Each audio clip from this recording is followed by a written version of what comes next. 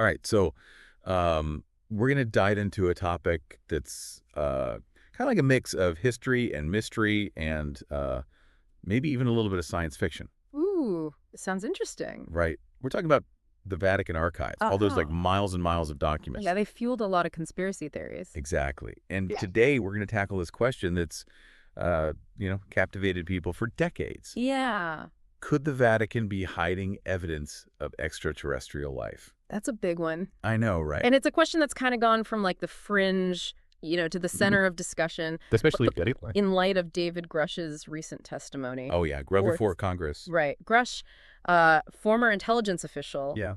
claims the U.S. government has recovered UFO debris and even alien bodies. Wow. And what's really interesting is he mentions this UFO that was recovered in Italy Oh, wow. during Mussolini's regime. Interesting. Yeah. And he goes on to allege that Pope Pius XII, Himself told President Roosevelt about this. like, what? I know, really. Weird. Now, whether that's true or not is, debatable. Yeah. But it definitely adds to the mystery for those who think that the Vatican knows more about UFOs than they let on. Right. It's like straight out of Dan Brown novel or something. Yeah, it is. And speaking of theories, we got to talk about Steve Bassett. Oh, yeah? He's a UFO advocate, Right. and he's been very vocal, claiming that the church has been aware of extraterrestrial life for centuries. For centuries. Yeah, like way back. Wow. He even points to weird objects in religious artwork as evidence. That's interesting. Yeah, his claims are definitely attention-grabbing, but... But it is important to remember that Vatican officials have consistently denied these allegations. Right. They say there's no documents in their archives related to extraterrestrial life. Yeah, there was even a statement from Marco Grilli, a Vatican official. Right.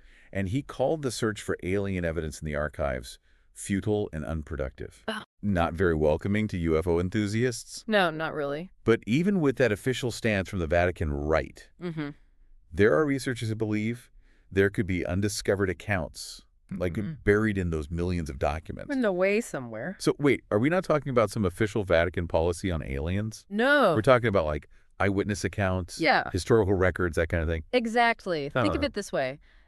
The Vatican archives aren't just about church doctrine. Right. They're like a huge historical repository with everything. Everything. From diplomatic correspondence to personal letters spanning centuries. Wow, that's a long time. Yeah. So it's possible that there are accounts of, say, a medieval monk Okay. witnessing something in the sky You're right. that he thought was an angel, but that we might think is a UFO. Exactly. Interesting. Professor Diana Walsh-Pasulka, Okay. she studies paranormal events that are documented throughout church history. Okay. And she makes this point. She argues that Vatican officials might not even know where to look for those accounts Why? because they're scattered throughout the archives, maybe miscategorized or just overlooked. Oh, so they just don't know where they are. Right. Okay, so that's fascinating. It is. So what kind of paranormal events are we talking about here? Oh, well, Pasulka's research is detailed in her book, American Cosmic. Okay. And she mentions reports of nuns witnessing luminous orbs Uh-huh. and aerial phenomena, things that we might see as UFO encounters today. Oh, okay. Now that's getting interesting. It is. So we're moving away from like conspiracy theories Right. and into actual historical research. Exactly. But why would the Vatican want to keep these accounts hidden, Well, even unintentionally? it's not necessarily about a cover-up. Okay. The Vatican archives are just massive. Yeah, how big are we talking? Over 50 miles of shelving. 50 miles. Yeah, 50 miles. Imagine trying to find like a specific book in that. I know, it's impossible. Right. You need explicit permission from the Holy See to even get in there. Really? And research requests are carefully vetted. Wow. It makes sense that accounts of, as Professor Pasulka put it, orbs bothering nuns in the 1800s might not be a top priority for them. Yeah, I guess there are probably bigger fish to fry for them. Probably. But what about researchers who are specifically interested in UFOs and extraterrestrial contact? Yeah. Are they just out of luck? Not necessarily. Huh. The Vatican has been digitizing things. Oh, okay. It's a slow process. Yeah. But it's to make more of their archives accessible. So more information might come out in the future. Hopefully. That's good news. Yeah. But for now, it seems like we've got more questions than answers. Yeah, there's definitely a sense of mystery surrounding these archives. For sure. But let's not forget that there are researchers who believe that even if the Vatican isn't intentionally hiding evidence, Yeah. The archives could still offer valuable insights. Oh, there's still hope. There- So even if we don't find like a document that says aliens landed here in big letters, Right. there's still potential for good information. Yeah. We were talking about Professor Gary Nolan earlier. Yes. What exactly does he think we could learn from these Vatican records? Well, Professor Nolan studies, the intersection of science and unexplained phenomena. Okay. And he believes that the Vatican archives could be like a gold mine Oh, for understanding not just UFOs, yeah. but the bigger implications of contact with non-human intelligences. Okay, so how would studying those historical accounts help us with that? That's a good question. Wouldn't they be like filtered through, religious beliefs and superstitions? That's what makes it so interesting. Really? Professor Nolan says that those very interpretations, even though they're different from our modern scientific understanding, All right. could offer unique insights into the cultural and societal impact of potential contact. Mhm. It's like a window into how people in the past dealt with the unknown. So it's not just about the events themselves. No. It's about how people saw them and what those perceptions tell us about our relationship with the universe. Exactly. That's a really cool way to look at it. And Professor Nolan also points out that these archives could shed light on the evolution of our understanding of extraterrestrial life. Oh, how so? Well, what might have been seen as a divine visitation back then Right. could be interpreted as something totally different today. Like those glowing orbs the nuns saw. Back then, angel, now UFO. Right. So what does that say about how our understanding of the universe has changed? It raises the question, how would the discovery of evidence for extraterrestrial life in the Vatican archives, Yeah. how would that impact our understanding of history, religion, and humanity's place in the cosmos? Wow, now we're getting to the big questions. We are. I'm still stuck on the why here. Okay. Why would the Vatican even care about aliens? Well, Seems kind of outside their usual scope, wouldn't you say? it's not as far-fetched as you might think. The church has actually thought about the question of extraterrestrial life for a while. They have. They even have an astronomical observatory. Wait, what? Yeah. The Vatican has an observatory? Yep. It's been around since the late 1800s. Wow. It's one of the oldest astronomical research institutions in the world. So they're actually actively studying space. They are.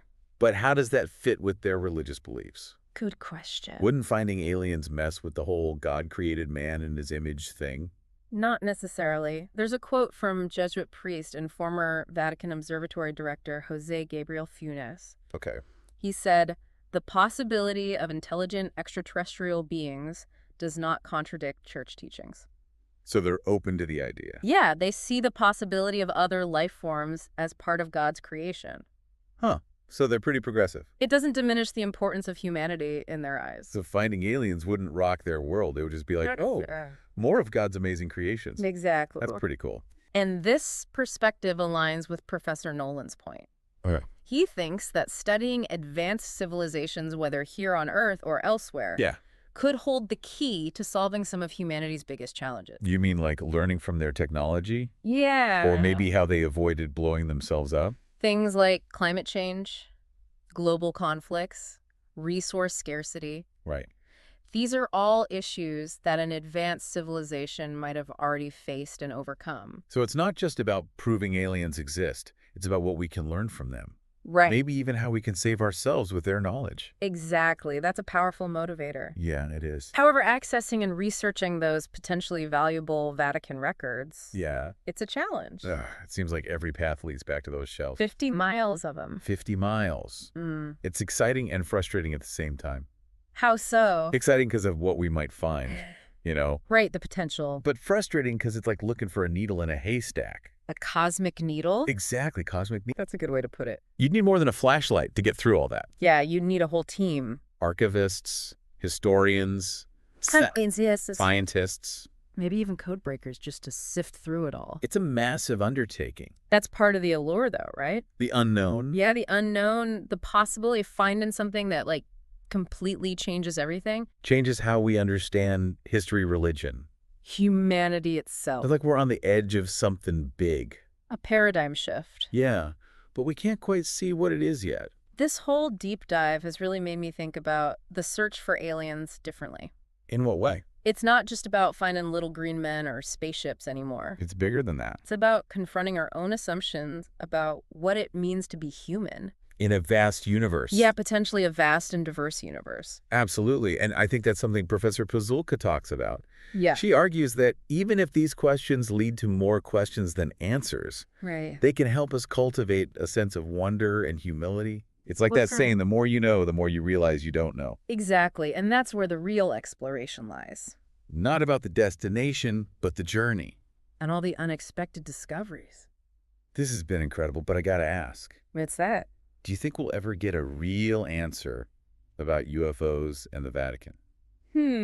That's the million-dollar question. Or are we just gonna keep speculating forever? Well, I think as more of those archives are digitized and become accessible, Yeah. and as we develop new research methods, Right.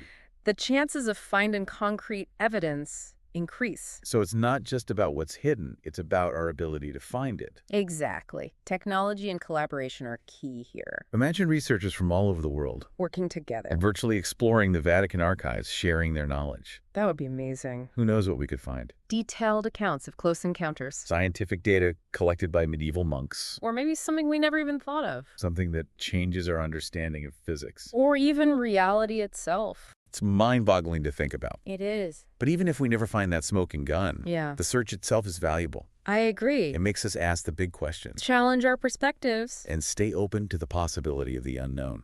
That's what it's all about. Well, on that note, I think it's time to wrap up this deep dive. Sounds good. But before we go, I want to leave our listeners with one last thought. Okay. What if somewhere in those miles of Vatican shelves Yeah. lies the answer to one of humanity's oldest questions? Are we alone? Exactly. Are we alone? And if not, what does that mean for us? Big questions. Keep exploring, keep asking questions, and who knows what you might find. That's right. Thanks for joining us, and till next time, keep looking up.